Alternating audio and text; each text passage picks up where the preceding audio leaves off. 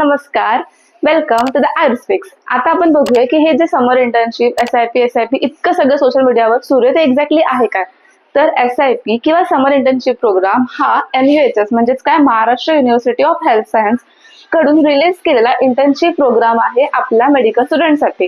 आणि हा फक्त BMS पुरता नाही तर MBBS BHMS हे सुद्धा यामध्ये इनरोल करू शकतात. ओके, आता हा प्रोग्राम का रिलीज केला असेल तर आपल्या सारख्या स्टुडंट्सला एक क्लिनिकल एक्सपोजर भेटाव, एक प्रॅक्टिस म्हणून क्लिनिकल एक्सपोजर भेटाव म्हणून. ओके, कळलं. आणि हा समर इंटर्नशिप प्रोग्राम ऑफलाईनच असतो आणि काही ठिकाणी म्हणजे तुम्हाला कोणतं सेंटर अलॉट होत आहे त्यानुसार ते 2 वीक्स किंवा 4 वीक्सचा तो असू शकतो. ओके, मतलब ये दो हफ्तों का मतलब ये 15 दिन का या फिर 30 दिन का दोनों भी हो सकता है. ठीक है, अभी अपन देखते हैं कि ये समर इंटर्नशिप प्रोग्राम कौन कौन ज्वाइन कर सकता है या कौन कौन रजिस्टर हो सकता है, कौन कौन एलिजिबल है. ठीक है, फर्स्ट थिंग, आप अगर फर्स्ट ईयर में हो, फ्रेशर हो, ओल्ड बैच हो, न्यू बैच हो, दोनों को चलेगा.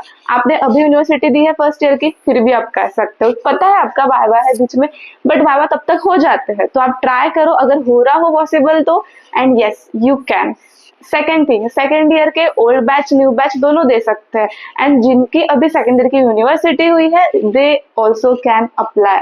Okay, first year second year हो गया, अप टू थर्ड ईयर वहां पे बोला गया है. मतलब जो अभी जस्ट फाइनल में गए हैं दे ऑल्सो एलिजिबल फॉर दिस. मतलब अगर आपने जो जिनकी सेकंड ईयर की युनिव्हर्सिटी अभी हुई है, जिनका म्हणजेच काय ज्यांची आता सेकंड इयरची युनिव्हर्सिटी झालेली आहे ते सुद्धा यात अप्लाय करू शकतात. आणि पुन्हा एक हा प्रश्न असतो की आम्ही जर लास्ट इयरला इंटर्नशिप केलेली असेल तर आता चान्स मिळतो का. तर येस, इथे 70 to 75% चान्स असतो की आता तुम्हाला चान्स मिळेल SIP मिळण्याचा. पण हा फर्स्ट प्रायोरिटी जे फ्रेशर्स असतात त्यांना दिलेली असते. ओके, हा सगळे पॉइंट्स क्लिअर झाले. आता तुम्हाला सांगते की हे SIP रजिस्ट्रेशन कसं करायचं. सगळ्यात पहिले काय तर 6 एप्रिलला जे फॉर्म भरण्याची तारीख आहे ती सुरू होईल. म्हणजेच काय 6 एप्रिल पासून फॉर्म भरू शकता तुम्ही ते 20 एप्रिलच्या रात्री 12 वाजतापर्यंत. ओके, आणि हा फॉर्म भरायचा आहे. आता मग फॉर्म कसा भरायचा, कुठून भरायचा, लिंक पाहिजे का तर तुम्ही कमेंट करा. मी लिंक शेअर करून देईल, कॅप्शन मध्ये पण असेल लिंक. ओके, आणि सेकंड थिंग, आता फॉर्म भरण्यासाठी काय काय लागतं तर सगळ्यात पहिले कॉलेजची NOC. हे काय असतं, तुम्ही इतके दिवस लाईक 15 दिवस 30 दिवस कॉलेजला जाणार नाही तर तुम्ही व्हॅकेशनवर आहात का, नाही ना. तुम्ही MUHS अंडर असलेल्या युनिव्हर्सिटीने दिलेल्याच प्रोग्राम मध्ये आहात ना. तर येस, म्हणूनच कॉलेजला सांगावं लागतं की आपला असा प्रोग्राम आहे त्यासाठी NOC, मग त्यांना काही हरकत नाही ना. आणि सेकंड थिंग म्हणजे काय, याच्यामध्ये काय असतं की तुमची अटेंडन्स जात नाही, तुमची अटेंडन्स सुद्धा कॉलेज लावतं, त्यांना ते लावावीच लागते. ओके, आता सेकंड थिंग अनेक्झर A फॉर्म. हे काय असतं, स्टुडंट अंडरटेकिंग. यामध्ये एक basic student data with address याच्यामध्ये असतो. ओके, आणि थर्ड थिंग असते 10th and 12th चे सर्टिफिकेट्स, नॉट अ मार्कशीट. हे लक्षात ठेवा. हे ऑनलाईन फॉर्म भरायचा असतो आणि 500 रुपीज याचा नॉन रिफंडेबल असतो. म्हणजे तुम्हाला फॉर्म भरायच्या वेळेस 100 रुपीज तुम्हाला द्यावं लागेल तिथे. ओके, आणि हा आता हे कसं करायचं, तुम्हाला सांगितलं की 6 एप्रिलला फॉर्म रिलीज होतील, 20 एप्रिल पर्यंत आहेत. नंतर डायरेक्टली जम्प करा 6 मे. तर 6 मे ला काय होईल की एक प्रोव्हिजनल मेरिट लिस्ट येईल. ओके, नंतर मग 8 मे ला काय होईल, त्या प्रोव्हिजनल जनरल मेरिट लिस्टची कन्फर्म लिस्ट म्हणजे तुमचा नंबर लागला आहे का किंवा कुठे लागलाय हे कळेल. नंतर 8 नंतर सरळ 11 मे ला काय येईल, जनरल मेरिट लिस्ट म्हणजे सेकंड मेरिट लिस्ट. ही फर्स्ट झाली, आता सेकंड. जनरली फर्स्ट मध्ये सगळ्यांना अलॉट होऊन जाते, पण जर कोणी राहिले तर ते 11 तारखेला म्हणजे सेकंड मेरिट लिस्ट 11 तारखेला येईल. आणि ऍडमिशन ऑफ फर्स्ट राऊंड कधी होईल, 18 मे. म्हणजे जे जे सेंटर्स तुम्हाला या फर्स्ट किंवा सेकंड राऊंड मध्ये अलॉट झालेले आहेत तिथे तुम्हाला ऍडमिशनला कधी जायचंय, 18 मे पासून जायचंय. ओके, आता wild card entry. Wild card entry काय, खूपदा असं होते की आपण फॉर्म भरताना आपले डॉक्युमेंट सबमिट होत नाही किंवा काहीतरी इश्यू होऊन जातो, तेव्हा जे विद्यार्थी राहिलेत किंवा मग असं झालंय की सपोज एखाद्या सेंटरमध्ये 10 जागा आहेत, त्यामधून 6च लोक आले, 7च लोक आले, 3 वॅकन्सी आहे, किंवा त्यांचं काहीतरी झालं, त्यांना अलॉट झालं पण त्यांनी ऍडमिशन केली नाही त्या सेंटरला जाऊन, तेव्हा मग जे उरलेले लोक आहेत ज्यांना आतापर्यंत लागलेलं होतं त्यांनाही वाईल्ड कार्ड एंट्री भेटते. म्हणून शेवटपर्यंत होप सोडायची नाही. कळलं तुम्हाला, देव असतो हा सोबत. ओके, त्याच्यानंतर काय, reporting and joining of selected candidate 20 मे. म्हणजेच 20 मे पासून आपली SIP किंवा हा इंटर्नशिप प्रोग्राम जिथला कुठल्या सेंटरला असेल तुम्ही तो स्टार्ट होईल.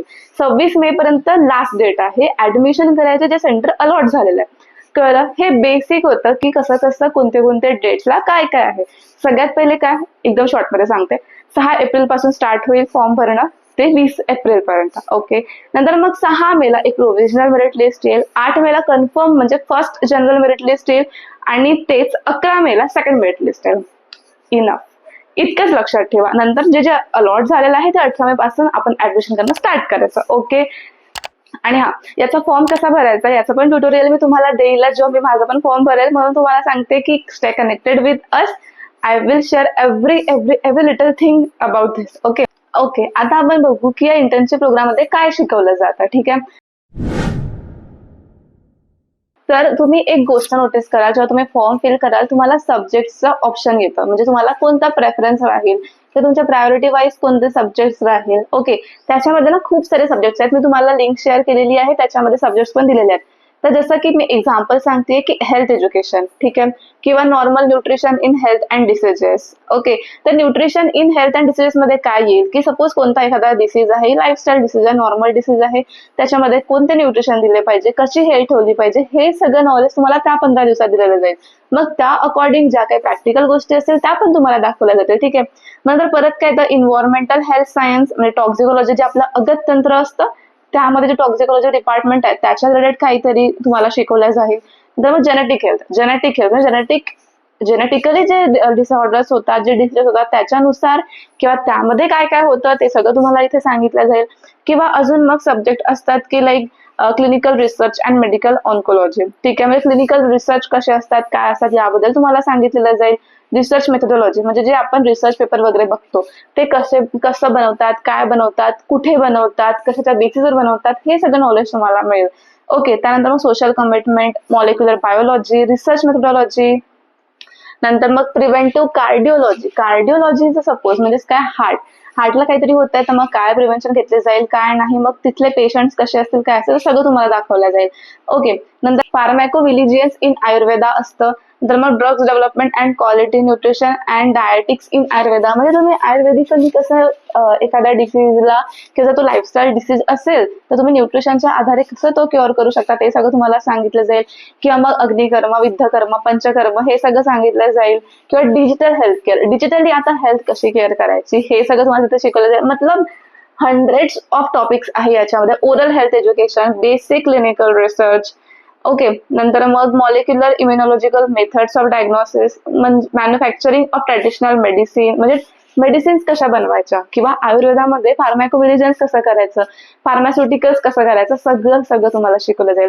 याच्यामध्ये फक्त तुम्हाला एक गोष्ट बघायची की तुमचा इंटरेस्ट कशामध्ये आहे, मॉडर्न मध्ये आहे की आयुर्वेदामध्ये आहे. आणि जर आयुर्वेदामध्ये आहे तर आयुर्वेदामध्ये कशात आहे, मग अग्निकर्मामध्ये आहे, विद्याकर्मामध्ये आहे, पंचकर्मामध्ये आहे की बेसिक क्लिनिकल स्टडी मध्ये आहे. आणि जर मॉडर्न मध्ये आहे तर मॉडर्न मध्ये हंड्रेड्स ऑफ टॉपिक्स आहेत तुमच्यासाठी की तुमचा कोणता इंटरेस्ट आहे. तुम्हाला हेल्थ एज्युकेशन पाहिजे, नॉर्मल, तुम्हाला क्लिनिकल पाहिजे, तुम्हाला रिसर्च अपडेट पाहिजे, तुम्हाला काय पाहिजे कळतंय. म्हणजे तुमच्या आवडीचा टॉपिक काय, तुम्हाला युजफुल टॉपिक काय हे तुम्ही सिलेक्ट करा आणि हेच तिथे टाकायचं फॉर्म भरताना. ओके, त्याच्यानुसारच मग आपल्याला सेंटर अलॉट होतं आणि त्याच्यानुसार मग तिथे शिकवल्या जातं, प्रॅक्टिकल एक्सपोजर सुद्धा मिळतो. Okay, apart from this I will share with you my journey.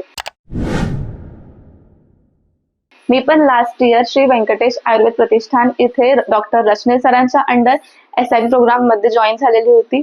मला खूप छान क्लिनिकल एक्सपोजर मिळाला. कसं असतं ना की आपण फर्स्ट इयर पर्यंत कुठेच जात नाही, म्हणजे क्लिनिकली एक्सपोजरच नसतो, पेशंट कसे असतात, किंवा आयुर्वेदामध्ये जे लोक म्हणतात खरंच आयुर्वेद स्लो आहे का, या सगळ्या गोष्टी ना मला खरंच तिथे जाऊन कळल्या की नाही.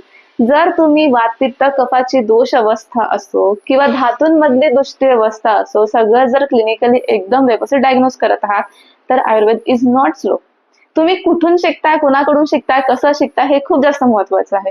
आणि त्यामध्ये सरांनी आमचं वाग्भट वाचन घेतलं, त्यानंतर मग ऑनलाईन प्रेझेंटेशन घेतलं, वेगवेगळे टॉपिक्स दिले सगळ्यांना, त्यावर प्रेझेंट करायचं होतं. त्यानंतर मग सरांनी आम्हाला बेसिक आयुर्वेदामध्ये आपण जे विद्धकर्म अग्निकर्म करतो त्याचा योगाभ्यास म्हणजे काय, तर त्या आलूवर, पनीरवर किंवा काकडीवर ते निडल घेऊन छोट्या छोट्या गोष्टी शिकवल्या की हे कसं करायचं. डायरेक्टली आपण पेशंटवर अप्लाय करू शकत नाही ना, मग ते शिकायचं कसं, सरांनी आम्हाला तिथून शिकवलं.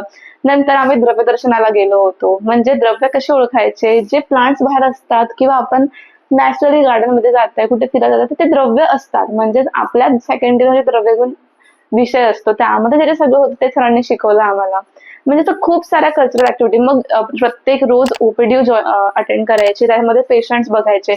मग त्या पेशंट तुम्ही काय शिकलात हे सरांना सांगायचो आम्ही. म्हणजे सगळं खूप सारं सरांनी करून घेतलं. चंदनादी तेल आम्ही तिथे बनवलेलं होतं. म्हणजे खूप सारे रसौषधी असू द्या किंवा कोणते पण एक फार्मास्युटिकल मधले कोणता प्रोडक्ट मेकिंग असू द्या किंवा मग द्रव्यदर्शन असू द्या, वाग्भट वाचन असू द्या, प्रेझेंटेशन असू द्या किंवा मग एखाद्या क्लिनिकला मोठ्या मल्टीस्पेशालिटी हॉस्पिटल व्हिजिट करणं असू द्या, इतके सुद्धा आम्ही केले. तर चूज युअर सेंटर वाईजली. कळलं? तुमचा टॉपिक आणि तुमचं सेंटर वाईजली चूज करा. तोच तुम्हाला समोर पण कामात येईल. Okay, that's it. अजून काही क्वेरीज जर राहून जात आहे तर let me know in comment section. I will share every detail with you. Thank you.